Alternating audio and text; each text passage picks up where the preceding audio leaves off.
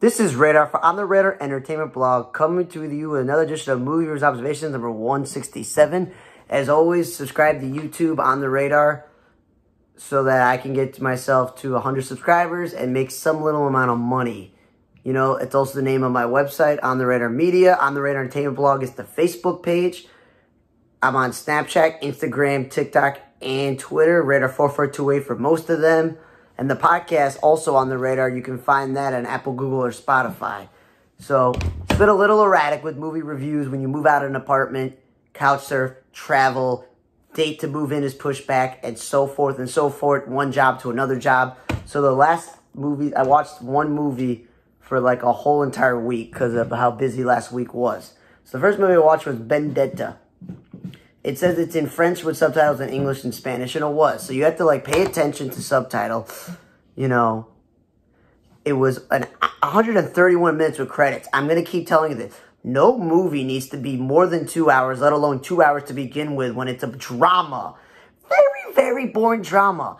A movie was horribly written because, I'm going to tell you this. She's saying she's the chosen bride for Jesus, whoop-de-doo, and they all got to believe her in this covenant that her parents brought her in.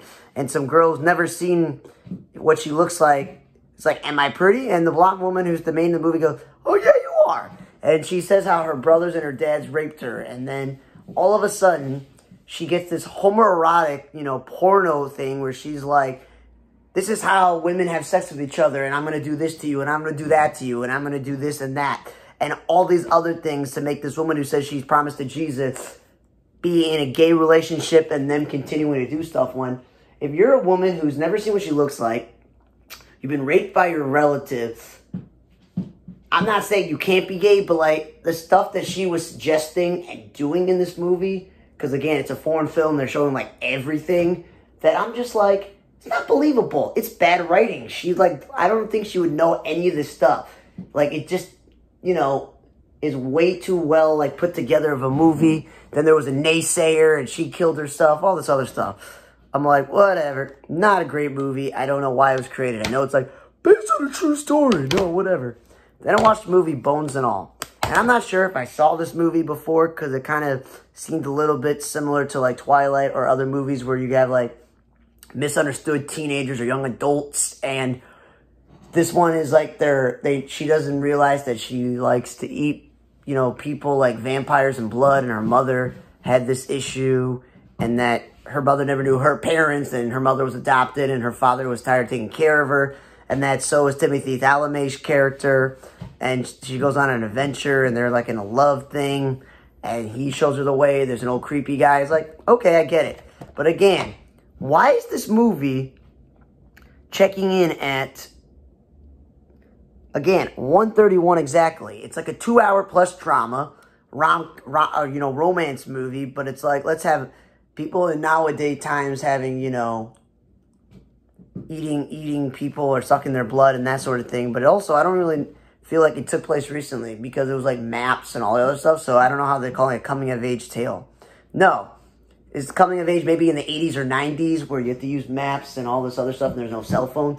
It was okay. Timothy Chalamet, I think he's at this point, since he's been acting for a while, he's on like cruise control where he's a really good actor and he's good at what he's doing and you can believe him and you like what he's doing.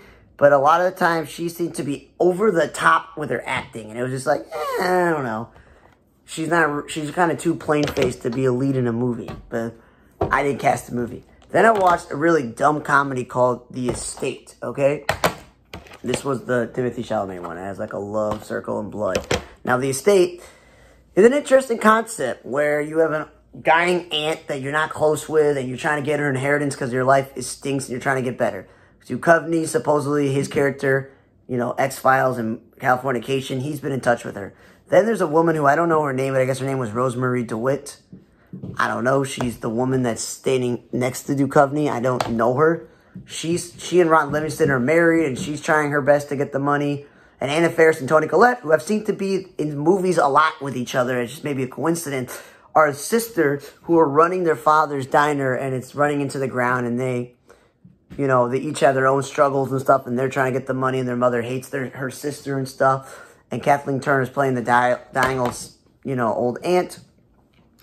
Then they had some weird woman who were supposedly Colette's and Ferris' sister. And I feel like Toni Collette in this one is middle-aged, not a bad thing. Anna Faris in her 40s. That this girl looks like she's like 21. I don't know how they're related. Her character was weird and quirky. Whatever. The point is, this movie was so stupid and like even perverted and sometimes even disgusting to a level that I feel bad for Duchovny because he's a really good actor. He kind of looks out of shape here, but like he's a really good actor. He's been in quality movies and TV shows. And Ron Livingston also is a quality TV show and actor. Anna Faris has been in some cheesy movies and Toni Collette's been in some cheesy movies. So I understand it. But like more for Duchovny, man, he's a good actor. Like playing a dude who's attracted to his cousin. It's a weird role for him to play, man. And Ron Livingston being asked to have sex with Kathleen Turner because his wife wants that inheritance. Again, stupid. That's a spoiler, but I don't care. Sex offenders being in the movie. It's like, it's just way too much. And all this other stuff. And the saving grace, it was barely 90-something minutes. Yes, it's kind of stupid. And you got some funny scenes where you can laugh, haha, here and there. But it's like, the premise was poorly executed. Then I watched the movie Spin Me Around. It's supposedly, that's the name of a Roxy Music song. That Alan Parsons had a song in there, 10cc. That's good, like classic rock songs. And Alison Brie's a good actress. Aubrey Plaza's always good playing crazy people. Molly Shannon, you know, she's funny.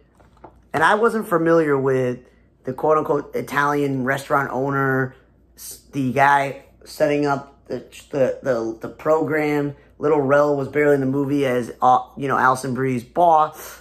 You know, Fred Armisen was in the movie playing like an art dealer, which is always funny because Fred Armisen's really funny. And obviously, I didn't recognize all the people in the movie, but for the most part, you're like, huh, I've seen it. So, like, they had two dudes in the movie that went on this trip, and, you know, I've seen them before, and I was like, okay, cool. So, you know, I've seen Zach Woods before. He's from, like, Silicon Valley. Debbie Ryan from Disney Channel. I've seen her before. Ego Odom was playing Alison Brie's friend, and I'm like, cool, I recognize this cast. But literally what it is, it really makes me hate my life in a way, and that's why maybe I thought this was dumb and cheesy, but it was. Where, yo, you go overseas and you fall in love and you get into the back of the movie says, like, a love triangle. I'm like, I don't really know if it's a love triangle, but literally the restaurant owner who has this program happened to be in town and start a relationship with Alison Brie, who's been all these years working in a restaurant that she finally got a recognition. And, you know, but Aubrey Plaza works for the guy, and she's kind of creepy and weird, and she's, you know, trying to seduce women also and making her into stuff. And I'm like, a lot of this just seems silly and stupid. They think there's, like, something going on, so it's, like, a little bit of a mystery. But, yeah, like, I'm going to go over to Italy and get this great experience and fall in love, and it turned out to be, well, it was okay. For a movie, again, with a really good amount of cast, it was okay. As I had funny, being, you know, barely not 100 minutes. Then I watched a very serious movie called Till, where the guy playing Emmett Till, I'm like, wait, Jalen Hall? That's the brother from All-American. I know that guy. And then Frankie Faison was playing Emmett Till's grandfather. I'm like, I know that guy. He's currently on Rookie Feds, which ABC better renew, and countless TV shows and movies. And, you know, the one playing her cousin in the, you know, in Mississippi. I'm like, I've seen that actor too. I just saw him in East New York. Like, he's a good actor. And they made Whoopi Goldberg look old and ugly. And Whoopi Goldberg, people are going to say, oh, she's not attractive. Nah, she's pretty attractive. Society has been like, nah, she's not. They're getting married to the old grandmother. Supposedly Haley Bennett, supposedly in this movie. I couldn't recognize her. And I just watched Women of the Movement this past, I don't know, winter or last summer from ABC.